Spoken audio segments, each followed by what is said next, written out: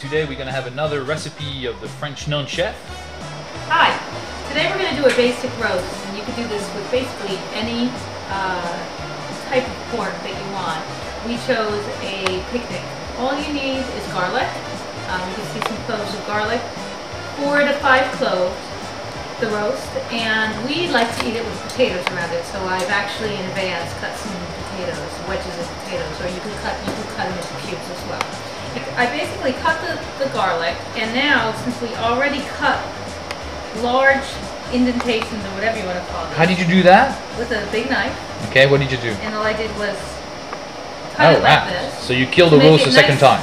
Indeed. Deep enough so that we can basically push the garlic in so that it completely goes inside and you don't see it from the outside. Because what happens is, as the roast cooks, it's going to shrink. And if your garlic is too far up, it's going to pop right out. So you want to make sure it's well inside. So you just literally push it in with your fingers. You find all the different slits that you made. I made a couple there. And I made one there. I made one right in this corner around this part of the bone. You see that one isn't big enough, so then I might take a smaller knife if I can't see as well. Put it on that side. Then what I typically do is flip it on the other side, because obviously I can't get the garlic that deep, and make a couple more slits. In on that side and one on that side. And I typically save about a half a garlic to basically put around the potatoes as well. So we take our potatoes, as I mentioned, I already cut them in wedges, but you can cut them in cubes. You take one in your hand so that we can see the actual shape. Sure.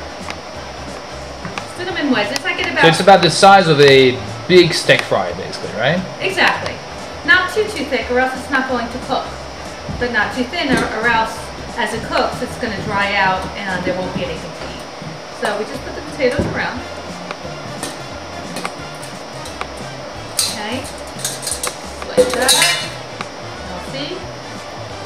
And I take some salt, and all you have to do is put it over and put it around. You want to give it a nice flavor. I don't over salt, but put enough that's going to give some flavor. Okay. We love pepper in our family, so I tend to put pepper. If you're not a pepper person, you don't have to. It's not necessary, but we like the flavor. Okay. And then I will take what's left of the garlic, these little pieces of garlic, and these I will actually just cut them into real small pieces and just put it around so it flavors the potatoes a bit. And as the juices of the pork come out, it'll give it a nice, delicious flavor. So just cut them up into small pieces. Any size is really fine. Before I put this in the oven, and normally we put it in the oven on 375 to 400, depending on how much time you have. Just add a little water to the bottom of your pan. And let's see, because I might not even use all of that. Okay. Okay, just put it in. You know, I'm looking to put maybe, what, 1/8 of an inch? A half a centimeter of water on the bottom of the pan. Again, it's just to start the process. Look at that. I basically used the whole thing anyway. There you go. And that's all. Now, if you do this with a leaner cut, like more of a pork roast, a rib roast, you may want to add just a little bit of oil because there's not much fat on there. And so the oil will help it cook as well. And that's really it. I put it in the oven, and you have to cook it for at least an hour and a half, somewhere between an hour and a half and 2 hours. This is a bone, so it'll probably cook quicker than you think. And you can just test it with the meat thermometer to determine when it's done. Okay. So, now I'm just going to put it in the oven. And I've been preheating my oven, so that it's a good temperature. And that's all. And probably what I'll do is serve it with a green salad on the side as well, so that you got a nice potato, a little bit of a green salad with a light sauce, and then the pork, which will be delicious. Okay, so it's been about 2 hours, and it's time to take out the roast.